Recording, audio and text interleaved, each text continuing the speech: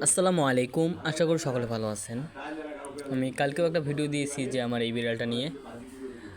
আজকেও আমি একটা ভিডিও দিচ্ছি যে এই বিড়ালটা আমার বাসায় আসার সম্পূর্ণ কথা। যখন এ ছোটো ছিল আমি কিন্তু একে প্রায় 1 মাস ধরে আমার বাসায় রেখেছি, বড় করতেছি, পুষেছি।